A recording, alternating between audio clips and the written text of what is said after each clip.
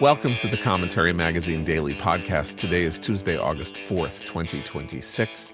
I'm John Podhoretz, the editor of Commentary Magazine, inviting you again to join us on November 8th here in New York City for the 17th annual Commentary Roast, this year of Ron Dermer. It is our signature event of the year, fundraiser, high-spirited, good time had by all. Previous roastees have been Natan Sharansky, Tom Cotton, Ben Shapiro, Jonah Goldberg, Dick Cheney, Joe Lieberman. I can't even Dan Senor. I can't even Barry Weiss. And so this year is Ron Dermer, the right-hand man to Bibi Netanyahu. It should be a wonderful evening. It's an expensive ticket, but it's worth your time. It's worth your money. It's worth supporting commentary for, and you'll have a great time. And how many rubber chicken dinners can you say that about? And in fact, we don't have rubber chicken. We have better food than that at the venue at which we have this event, which I'm not going to tell you about because I don't want anybody coming to protest. You'll find out if you decide to come where we're doing it. And you do that by going to commentary.org/roast for details. And at that event, you will meet my panel right here. Executive editor Abe Greenwald. Hi, Abe. Hi, John. Senior editor Seth Mandel. Hi, Seth. Hi, John. And Washington Free Beacon editor Eliana Johnson. Hi, Eliana. Hi, John. Donald Trump this morning announced that for every strike or effort to close, do anything in the Strait of Hormuz, we're going to blow up a bridge in Iran. This is getting comic. I'm sorry. I wish it weren't comic. I wish that all of this was some kind of a delaying, temporizing tactic for the shock and awe that will soon follow and will show that all of this was a feint and a dodge. It doesn't seem that way to me. And I just think the wheels, as I said yesterday, are coming off the tricycle. And it's worth noting, I think it's fair to say, that the details that we are now privy to about the reflecting pool disaster, that Jeanine Pirro, who is as sort of like slavish MAGA, water carrying as a Trumper can possibly be, found it necessary to dismiss the charges of vandalism that she had originally brought, based on what, if you read the dismissal documents, seemed to be an argument that the officers who arrested the guy who was indicted didn't really tell the truth about what was going on, and that all the evidence suggests that the job that was done by the contractor on resurfacing the reflecting pool was incredibly incompetent. And Trump then getting angry at Pirro for dismissing the charges and saying that she folded like an umbrella because he wants somebody to be prosecuted for what is apparently not a crime, is despicable. I don't know. There's no other word for it. It is despicable. He is misusing the Justice Department. This is the 17,000th misuse of the Justice Department, including things that we are maybe even intrinsically, emotionally kind of enjoying, like indicting James Comey, which should never have been done. His involvement in pushing the indictment of James Comey, which is a complete breach of all proper decorum when it comes to the prison, the executive branch, and criminal charges, the slush fund, all of that. He is really covering himself in ignominy here. The one thing that was possibly the mitigating factor that suggested that this second term was going to be an important and valuable moment for the United States was the successful prosecution of this war that apparently is no longer being successfully prosecuted. So we have the tariffs, we have the excessive use of ICE, we have sort of the inability to deal with the inflationary spiral and all of that, and then we have the misuse of the Justice Department, and we now have the incompetent prosecution of the war. So I am now back to feeling extraordinarily discontented with the president as a person, as a leader, as a political figure, and as a person, as a man. Anybody want to come at me? Come at me. Well, I won't come at you, but because I'm in agreement. But I will say this: he can make it up to me if at some point down the line he makes good on this Iran threat and actually does something, commits himself to this world historic barrage that he's been talking up, or does something to open the strait and get at Pickaxe Mountain, then I'm okay on balance. But I don't see evidence of that happening. Any? I'm less sure about that. My theory of Trump from the outset was that he will keep us safe, or there's a barrier around him when it comes to foreign policy because he doesn't want to be made to look weak. He doesn't want to appear weak on the international stage. That would appear to be being disproven as we speak. But I'm open to the idea that he may prove me correct. He may yet prove me correct in the way that Abe suggests, that he may find it intolerable to be humiliated as he is being humiliated, to be made a fool of as he is being made a fool of, and to continue engaging in what has become a predictable back and forth. And this president is anything but predictable. So while I share your disappointment, particularly at the state of the war, I remain open to and hopeful to the possibility that he does do a final strike. And one thing I would note about the Pirro thing, while I share your feelings about the, silliness of it, is the reporting does note that he was blindsided by it, which I think for all of us who have engaged in, and it's particularly important in this administration, in managing up, that is a miss. But I mean, it's not a miss morally. So he was blindsided. Who gives a F that he was blindsided? They only indicted the guy on trumped up charges because he wanted a fall guy for his idiot choice of the contractor. That's all true. Okay. But if your goal is to manage the boss, and he is the president of the United States, it is good practice, regardless of who your boss is, and he is the democratically elected president of the United States, to go and tell him, hey, we're going to put in our legal filing here that we bungled this, that the renovation of the reflecting pool was carried out hastily, and it's going to be reported. A bad story is coming. I mean, the worst case scenario is what they did, which is for him to read about it in the news. So if he wants to be mad at Pirro and fire Pirro, that's fine with me. She's probably,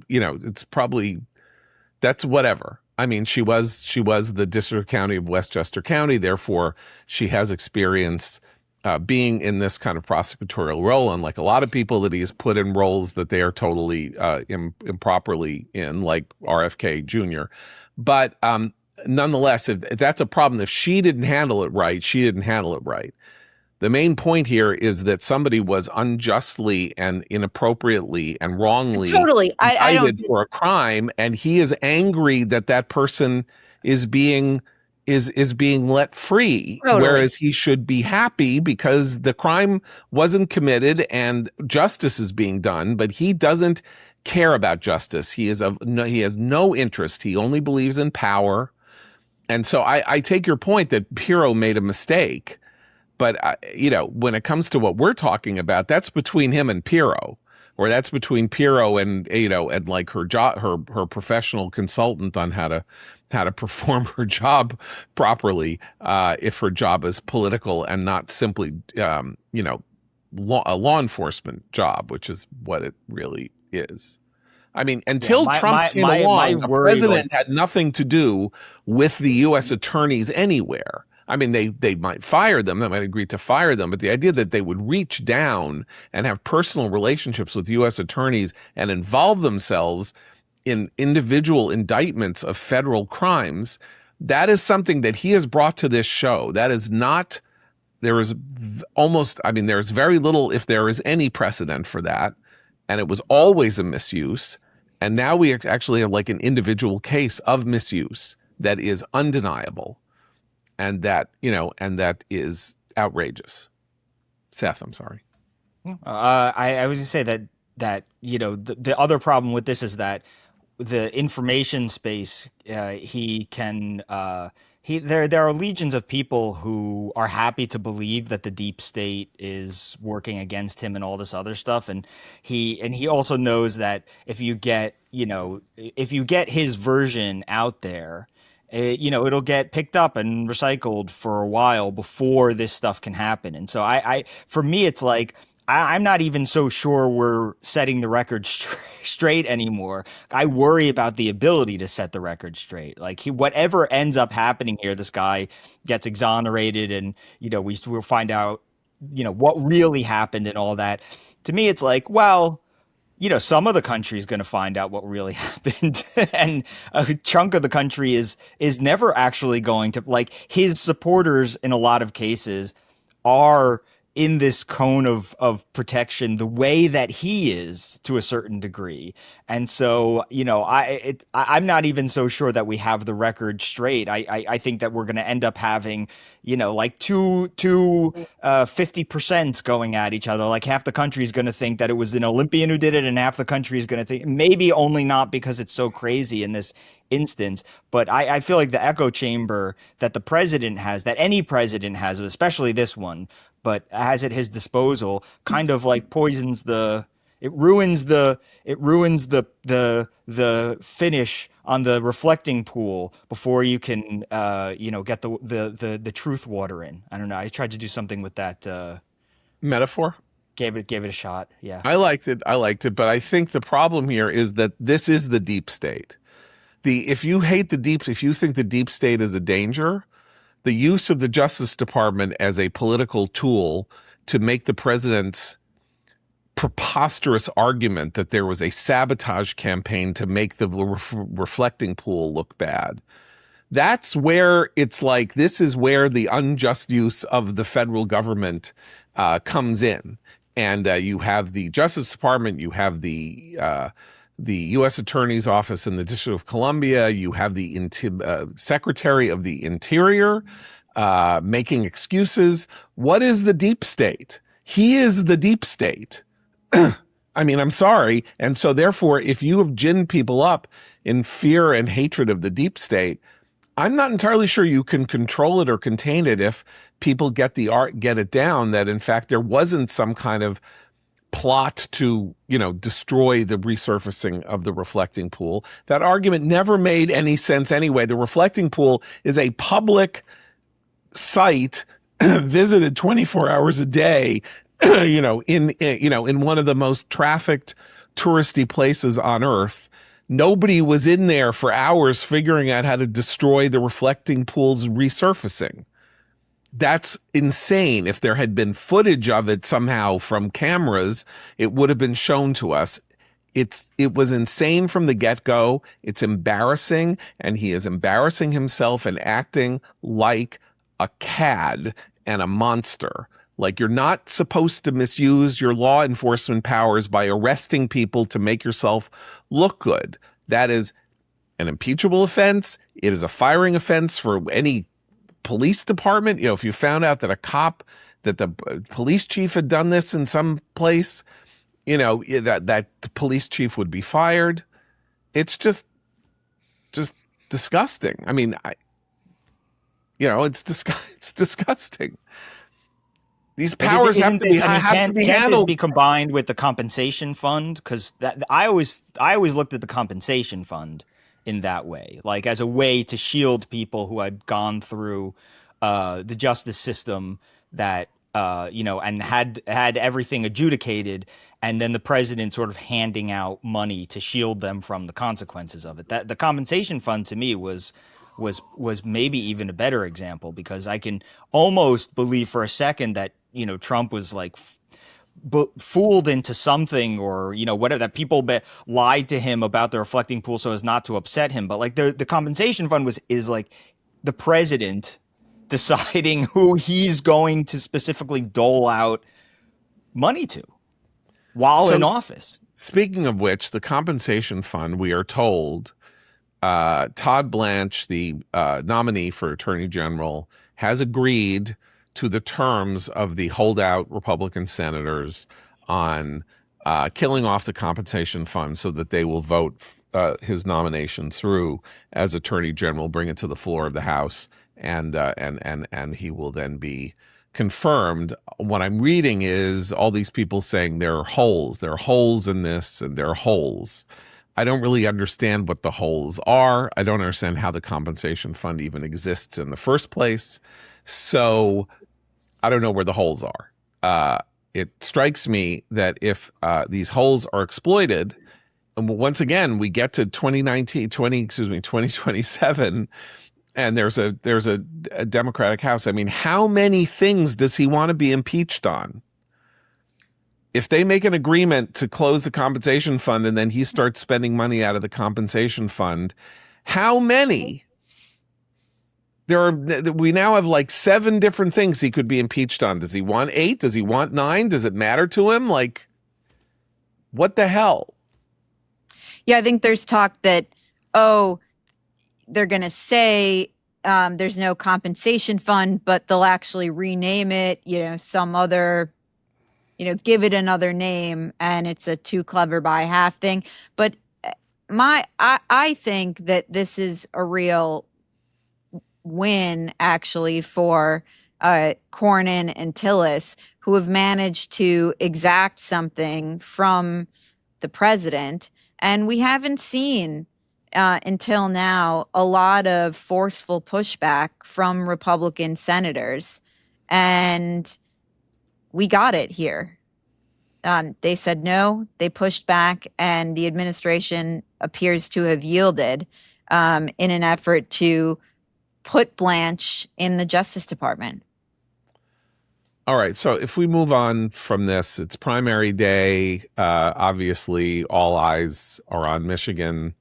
I don't even know why we're looking at Michigan. It seems to be like it's a foregone conclusion that Abdul El-Sayed is going to win that race against Haley Stevens. I mean, I dream of the idea that there has been a systemic polling error, and that there's going to be an ocean of people are going to come out of their houses as shy, like some version of shy Tory voters, and turn back this monstrous tide. But I don't see that happening. And I think, Seth, we haven't talked about something you've just written about elsewhere in Michigan, but this is happening at the same time as the Attorney General of the state of Michigan, Dana Nessel, a progressive Jew, who is not exactly, shall we say, famed for her profound Zionism, is now having to absent herself from public gatherings of Democrats because she's openly said she is going to get harassed. She is an elected official in the state of Michigan, a Democrat, and she is afraid of the rank and file in her own party coming at her for being a Jew in the state of Michigan. And she said also, I mean, I think, and there's probably more behind this, but she did say that there was also a party official or a party member who had called her a neo-Nazi, for again, she is not known as some kind of like uber Zionist. What she's called a neo-Nazi for is attempting to enforce the law by charging Hamasniks who set up. The particular case is that it was at the University of Michigan, and there's a particular area at Michigan that is well traveled through and central to campus and whatever, and they set up an encampment there, and they also brought all sorts of reportedly like stuff to cook food and whatever, and they created what the fire department said was a real fire hazard. And they asked them to take that stuff out, and they wouldn't do it. So then the fire department said, well, then you all have to clear out. If you won't, it's like, I clear the fire stuff out was the compromise. But if you're just going to sit here, then they're absolutely, we can't have this. So you got to clear out. And the cops came in to do so, and people resisted arrest and, threw stuff and got in the cops' way. And so there was a clear, the case doesn't go through, so I can't say they are criminals, but the law breaking was not done in the shadows, is my point. Without accusing them of something they haven't been convicted of, they did get in the cops' way. They did resist arrest and all that stuff, and they were charged with that. And the reason the charges were dropped was because Rashida Tlaib and others had produced this idea that Dana Nessel was being biased toward Jews, that she filed the charges against these pro-Palestine activists, and that it was bias. It was ethnic bias that did it. And it was very similar to, remember Trump when he was running the first time, there was a judge who had been born, I believe, in Mexico, and Trump had made the argument that this judge couldn't be trusted to adjudicate his immigration cases because he was biased because he was an immigrant or something like that. This was something, very similar. And so, and eventually it turned into such a circus that she dropped the charges, but it was not because there was no evidence or anything like that. It was because the echo of, she must be biased, just overwhelmed the case. The judge was seen as slow walking the case. And so they just kind of left her out to dry. And that's really the point. That wasn't the point at the time, but that's the point to compare to the situation you're seeing now with Dana Nessel saying she doesn't feel safe attending the party's annual convention on August 29th. Because again, as before, she's being left hung out to dry. Nobody from the party is coming in. Not nobody, but the party is not reacting and saying one of our highest profile, highest level state officials, is being left hung out to dry here. We should come in and do something about it. Also, and just as let me then just as ask now, you, they're just not. Let me just ask you. She's being hung out to dry. She dropped the charges. So basically, she behaved in an unethical and immoral fashion, giving into joining the jackals, giving into the mob. And guess what? Giving into the mob just makes them thirstier for your blood. So I hope that she has taken the full measure of her effort to pacify the cannibals who are just now looking to put her in the pot and boil her. So if she stays in her house, they can't do that.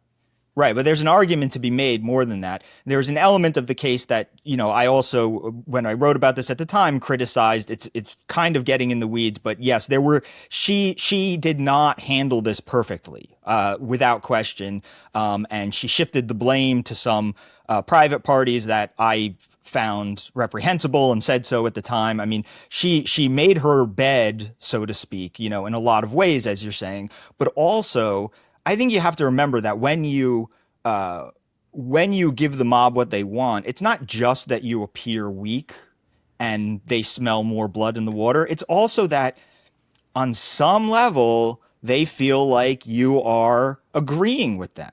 If somebody tells me I'm a law enforcement official and I can't charge people because my Jewishness might get in the way, then, to me, I have to drag myself across the finish line if I'm barely conscious to finish that case. Whatever happens with the ruling, what I can't do is say, oh well, all right, let's just make this go away. Because I think that that's part of what's been happening a lot, is that this attempt to mollify the Gaza left, so to speak, is not just, oh, they're weak, we can just keep stampeding over them. It's like, no one's arguing with us. We're saying Jews are too biased to be attorney generals.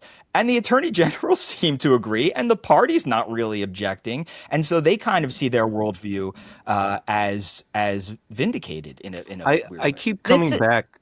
I keep coming back to what the national co-chair of the DSA, and I forget the woman's name. I'm sorry, but what she said on Fox News a week and a half ago. Megan Romer. Thank you, Megan Romer. She said that, I'm paraphrasing only slightly, if at all, that the way they intend to get power is to make life so the unendurable is a direct quote, so unendurable for people in power that those in power will cave to their demands rather than continue to fight. In this case, those in power certainly is going to mean anyone who rules against the Hamasniks, and certainly a Jew who does so.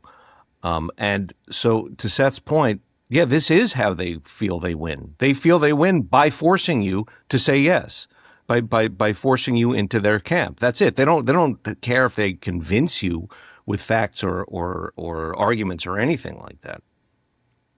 This is not just about Dana Nessel, as Abe suggests. Haley Stevens took the stage at the Michigan Democratic Convention and was jeered and booed and intimidated.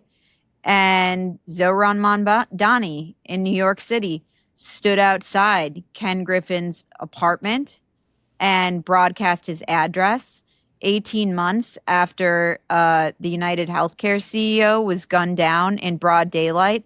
Mamdani just published a searchable database of the names and addresses of those who may be subject to his pied-à-terre taxes, of those who own second homes in New York, valued at over $5 million. And he said these people aren't contributing what they should. And Haley Stevens then says, after saying Abdul El-Sayed is an anti-Semite, that, oh yeah, of course I'll endorse him. I'm a team player. This behavior is menacing and across the board in the Democratic Party. Let's not forget Adam Smith, the congressman from Washington, who literally said that he voted against aid to Israel because he was frightened by the mobs who had come and harassed him at his house and had punched one of his, or had beaten up one of his either campaign workers or staffers. And therefore he voted because of what happened. Now, that was an astounding thing to admit. Like, if I were him, I would have kept my mouth shut. I mean, I still can't believe that he said what he said, because he should, of course, then immediately resign as a he should. If he said, I can no longer serve in this role because I am now being asked to vote, I'm voting falsely out of fear for myself, and therefore I can no longer be a proper, I am not fulfilling my constitutional oath here as a member of Congress. He didn't do that because now anybody could say anything about anything, and we forget it like 4 days later. But yeah, this is the atmosphere we have. And don't forget, while we're at it, Scott Wiener, the California state senator, who was almost lynched at the San Francisco Trans March after caving again to the Hamasniks. But it's another way in which our broader culture is downstream of campus culture, because one of the first times in which we saw this widespread behavior was on our college campuses after October 7th, 2023, in which left-wing socialists married to Islamists, heavily influenced by the DSA and Marxists, intimidated Jews and conservative students with this kind of behavior, made no-go Jew zones. And now we're seeing it seep into our broader politics, and nobody in Democratic leadership is speaking out about it. That is a really And we interesting. should say, by the way, for the just quick, what Eliana mentioned, the convention that she mentioned was there's an endorsement convention in the spring or early summer, and then there's the full convention. The endorsement convention that Eliana's talking about was where Haley Stevens was booed and heckled and stuff. That was also the one that, because of the way that the office holding rules work for state universities, University of Michigan, Michigan State as well. It goes through an electoral process. It's a political position. And so at that endorsement convention, the Democratic Party, there was Jordan Acker, who was a trustee, Democratic Party's trustee at the University of Michigan, Ann Arbor, and he had been harassed badly over his home was vandalized, his car was vandalized, people showed up at his house. business That's was right. vandalized. And he was named in the indictment that of the what was essentially a RICO case of these making terroristic threats in Wisconsin. I think and Michigan, people remember a bunch of students at Michigan and ex-students were actually indicted by the Justice Department, Including by a staffer on the El-Sayed campaign. Right. So Jordan Acker was one of the victims of this thing that has now resulted in federal indictments. At that convention, the Democrats nominated Amir Makled to replace Jordan Acker.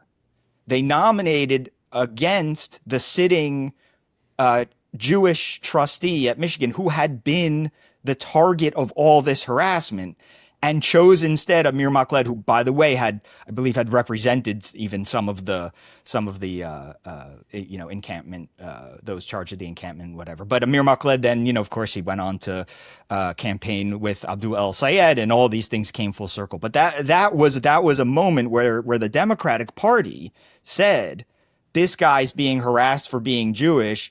Yeah, we agree. Let's get rid of him and elevate a guy who was on record defending the people who harassed him.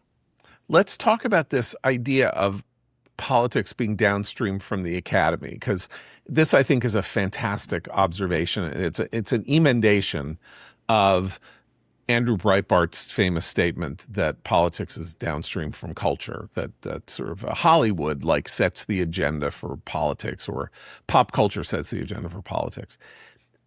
According to a survey that I saw, and remember, the DSA, Democratic Socialists of America, is actually a very small group.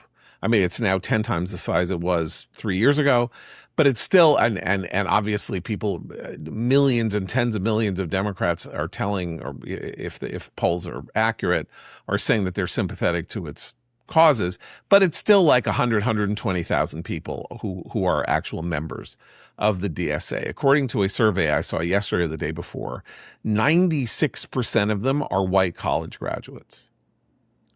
96% of them are white college graduates. So this is a socialist movement of upper middle class people. If there's anything that determines whether or not you are in the upper middle class, it is being a college graduate. You're a thought worker. You're not going to work with your hands. You are. So what we have here is a movement of people who are recently, or have in the last 15 years, come through colleges and have brought the lifeblood, the life stream, the ideas and the feelings and all of that they bathed in for 4 years into the real world, outside of the campus. And we've always thought that, real reality, you get people and they get to the real world, and reality bites, and they're going to learn, that all of their fantasies about about justice and all of that have to give way to the fact that they need to make a living, they got to pay rent, they're going to get married, they have to have kids, they have to get a mortgage, and all of this will temper them, right? And in fact, the evidence of the last 15 years is that nothing tempers them. That in fact there is no change that comes from the confrontation with reality. Rather, reality, time and again, is forced to conform with their delusions. So, the George Floyd delusions, the masking delusions. I don't know. I mean, 10,000 different things where the country's behavior changes to conform to these ideas rather than this relatively small group of people. Remember, only 30% of people in the United States get a four-year college degree. 30%. So they are not a majority. They're nowhere near a majority, but they are ruling the way in which our society is setting rules for itself. And their rules are awful. Recall the text messages that came out that were subpoenaed by the House Education and Workforce Committee. What did Chuck Schumer tell the leaders of Columbia? And what did we see the leaders of all these elite college campuses do when faced with the intimidating, malicious, bullying behavior that we now see among left-wing DSA politicians? They folded. They didn't push back. They didn't speak out. They didn't stand up for what was right. Chuck Schumer was texting the leaders of Columbia, don't worry, the investigations will pass. The Republicans will be out of power. We're going to win back the House. It was a preview of what we're seeing on a national scale now. Important point. Chuck Schumer. Yeah, good. Go ahead. No. Well, you make the Schumer point first. No. I was gonna transition. You go ahead, and then I'll transition to something else. I was gonna say, I got something wrong at the start of the post October 7th thug explosion on campuses. I had thought that one of the things that this accomplished was opening up for the general public the extent of the madness in elite schools. I think most people had no idea, why would they, of how radical the ideas that were floating around on these campuses were, and that this would be a good opportunity for the general American public to see this stuff and go, wow, things have taken, without my knowing it, a wild turn in academia. This is what they're teaching kids. This is what's going on campuses. We have got to get ourselves straightened out here. This is a mess. And instead, as you say, John and Eliana, what happened was everyone's like, okay, I'm in. Doesn't look that bad. And there was reason. I would defend New York you. Times is okay with it. Yeah. No, I just want to defend your instinct, because there was reason for you to believe that they would react that way, because they reacted that way during remote school, during COVID, right? We had this, that had turned a wave against the Democrats because, as we said at the time, for the first time, parents were watching class go on because it was in their home, and they were sitting there going, is that what you're learning? Is that what this is how your teacher talks? This is the lessons that you guys have, whatever. They were horrified by what they saw now that they got to see what was going on in the classroom. So I mean, Abe's, point is even stronger in that sense, which is that we know that there is the capacity in the public to, to find revulsion at what's really going on in the classroom. And they didn't in this case. I think it's because, I just want to say, this is my own, I'm trying to figure out why I got it wrong. I think I underestimated the power of using anti-Semitism in particular to corral people to your cause. It's not, and I've said this before, it's like if we were 3 years after the killing of George Floyd, by then Democrats, institutions, everyone was backing off of defund the police. It had sort of the wave had sort of died out. This just grew and grew, became more institutionalized, gained more cover for itself over time, and I really think that is the ingredient, that is the difference that enabled these thugs to get the kind of support that they got. As I said, when it first broke out, I would have thought average Americans would look at this and go, "What? They're waving Hezbollah flags? They're pro Hamas? What is this? Like this doesn't even look like America. How can But here we are." Well, I was just going to point out that we have these data points that came out yesterday, the monthly reports from the NYPD on crimes, and the story is that 70% of the hate crimes in New York City in the month of July were targeted at Jews, and Jews make up 10% of the population. So in New York City, therefore, they are massively overrepresented among the targets of hate crimes. And here is the interesting fact: you can't. And there's an acceleration here because there were 15 such hate crimes in July of 2025. There were 33 in July of 2026. So even though these sound like small numbers in a city of 8.5 million, we have a doubling of the number of hate crimes from the year before Mamdani to the year of Mamdani in the month of July. And the number of hate crimes since January 1st, 2026 is up 10%, pretty much, to 360 from 329 last year. But in 2022, that's the year before October 7th, when we were talking then about how it had become increasingly dangerous, particularly for visible Jews who wore kippot or had kepeis or dressed in the garb of the Orthodox, it was becoming increasingly dangerous for them. Not sneak punch attacks and things like that on the streets of Brooklyn. In 2022, the total number of hate crimes against Jews was 290. And just this year alone, overall hate crimes, 290. This year, 360, and it's only half of the year done.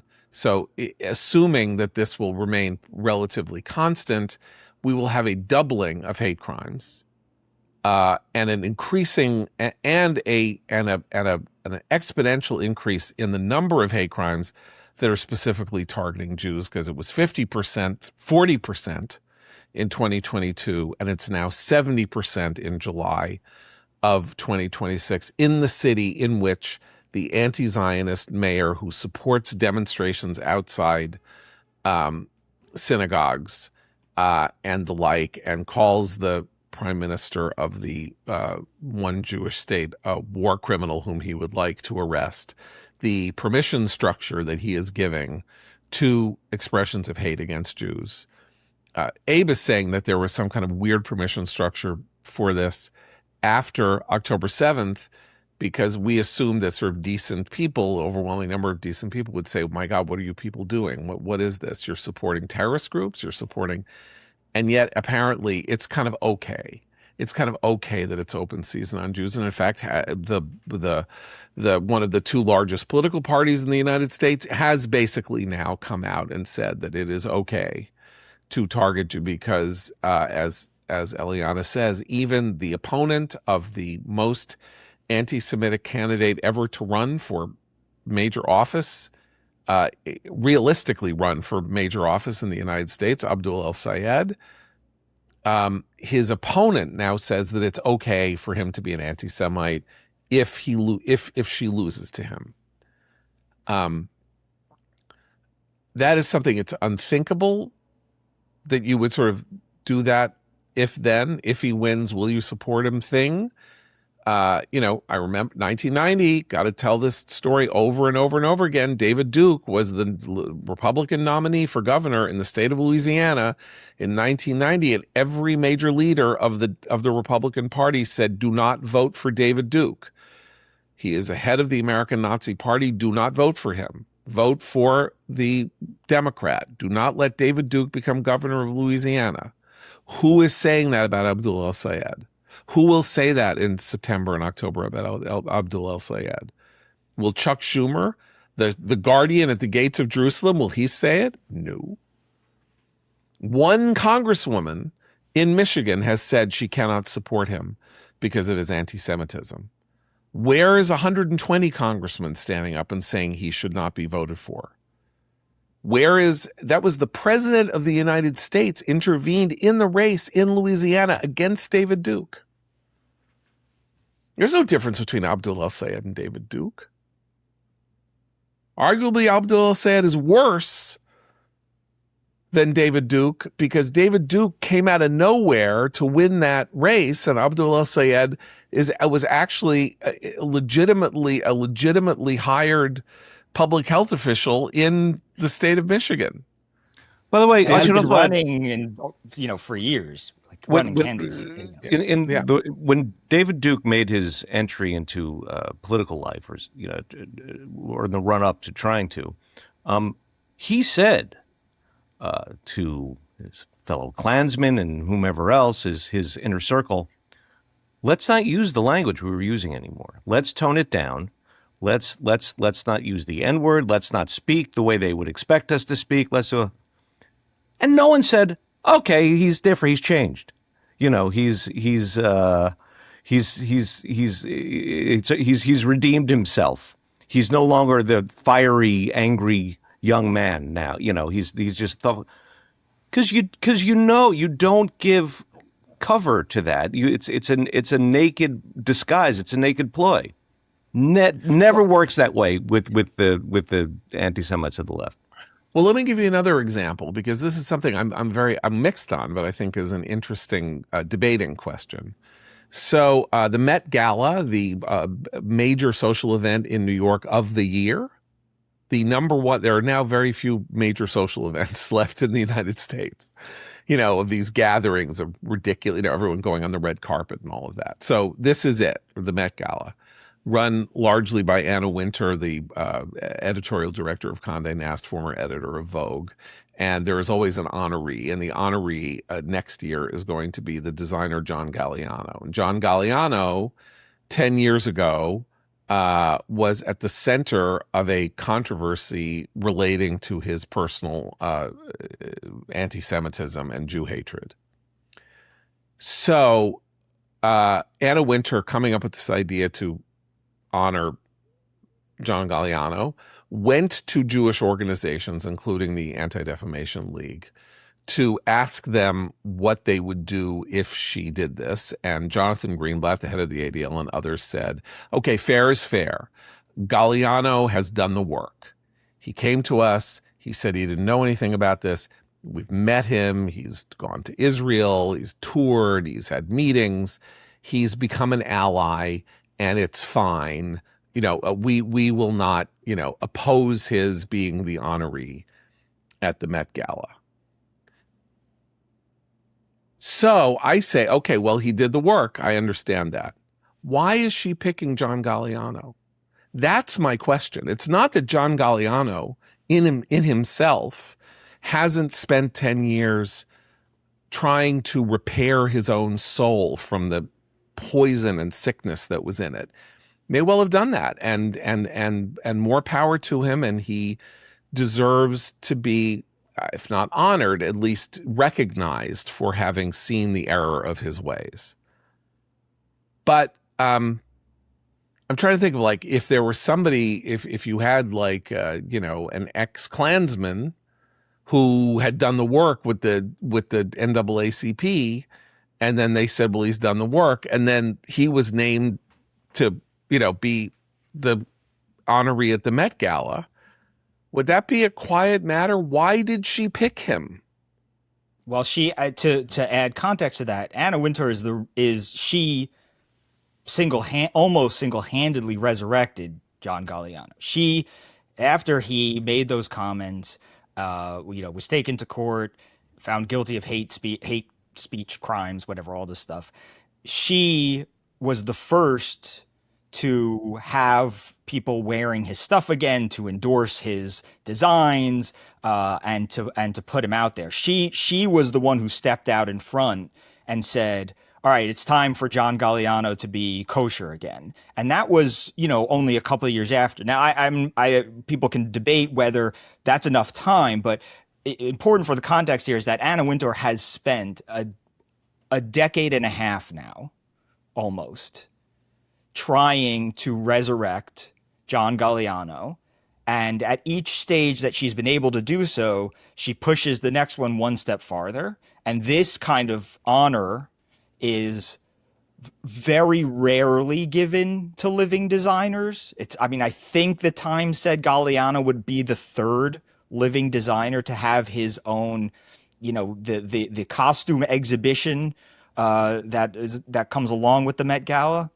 And so she's bestowing this honor on him that puts him in the pantheon. He's literally, he's on Mount Olympus now. That's what she wanted to do. And this is, in a lot of ways, I feel like this is just Anna Wintour being Anna Wintour. Like, she has a cultural power that most people don't understand, because, including myself, really, because it's not as though I follow high fashion, but her power, her cultural influence is such that she likes to demonstrate it just to demonstrate it and just to show her power, and she accrues more of it as people watch her go, oh, look, she can resurrect John Galliano. But she is very culturally careful. Do not imagine that she sticks her neck out to be politically or sociologically forward. She is a Hillary Clinton endorser, not a Bernie Sanders endorser. She is a person who draws between the lines and stays very much within the consensus. She's a monster.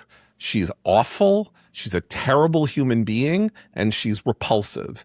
And she is culturally powerful, but in a way that her cultural power is much, much, much less than it was 20 years ago, as her position as a, fashion forward magazine editor no longer exists, since fashion magazines barely exist any longer. And she's a despicable person, but she does draw between the lines. So are we getting some kind of message here? Is this a cleansing of John Galliano? I take your point that she's been doing it forever, but it is a very signal thing that she decided that in 3 years after October 7th, it was fine for her to make the honoree one of the world's most notorious anti-Semites, even if he is a healed anti-Semite or a former anti-Semite. Am I wrong? Am I being unfair? Okay. But it also could be a bit at increased relevance, given that the world of fashion, as you say, John, isn't what it once was, and her status isn't what it once was. It's a way of plunging yourself right into the conversation. But my opinion on cases like this, when someone says something horrible, racist, anti-Semitic, and then is reported to have worked on themselves and all this stuff, I'm always just like, I don't want to have to decide whether or not I believe you, that you've become better. Just go away. I don't. This isn't. Why is this on me to figure out what's in your heart? If you really know that you've made yourself a better man, good. That's the most important part. I'm not even working with full information. I don't know what's in your heart. So how can I say, yes, this looks right? Okay, this tips over. You've got my seal of approval, you know? Well, let me take you. Let me add to that. And John, I think this is a concern that addresses what you're talking about. Also, I mean, not addresses what makes it worse. It's an even worse than that situation. But the decision they came to was to make this a teaching moment. What if we decided to unflinchingly confront the full body of John Galliano's work and life and career and shy away from nothing?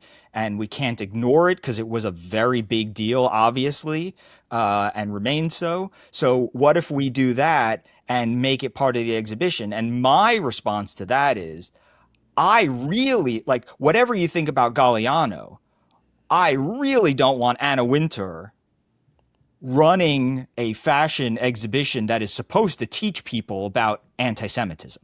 This I don't want. I And think so it's even worse. she's at It's the even worse helm than of that. this, whatever this is going to be. This is going to be a spectacle. The embarrassment is far from over, I guess, is what I'm saying, because there's going to be things that are going to come up routinely because Anna Wintour is the one in charge of this whole circus. I say it's even worse than that because the narrative is a foregone conclusion. You show him warts and all because the end is a triumph. It's like when somebody cleanses themselves, the third act is him becoming a hero after having been a villain, and then they convert and then they become a hero. So there's no teaching. It's just propaganda in favor of the narrative that anti-Semitism is something you can grow out of, which I'm not saying you can't, but that if it's a matter of eternal shame that you held these views, you might not want to be a totally public figure afterwards. Like, you might not want to be giving people ideas that they should follow in your footsteps because what you did was disgraceful and morally unspeakable, and that therefore you should live your rest of your life in with a certain modesty because you were a proponent of genocidal ideas. Yeah, and also I think go ahead. Elian. It's better than that. Okay. This is taking us back 10 minutes or so, but I think all three of you maybe were saying, and Abe in particular, that you thought that when these protests roiled the campus and we saw this disgusting behavior, that there would be people would be horrified, and instead we saw this metastasized into national politics, which I think is true. But I also think people were horrified. People were disgusted. People were shocked. And it wasn't the college-educated elites who we are typically, socializing with. But I do think it became a really potent political issue on the right. I think it mattered in the 2024 election. I think it will continue to be an issue that Republicans campaign on.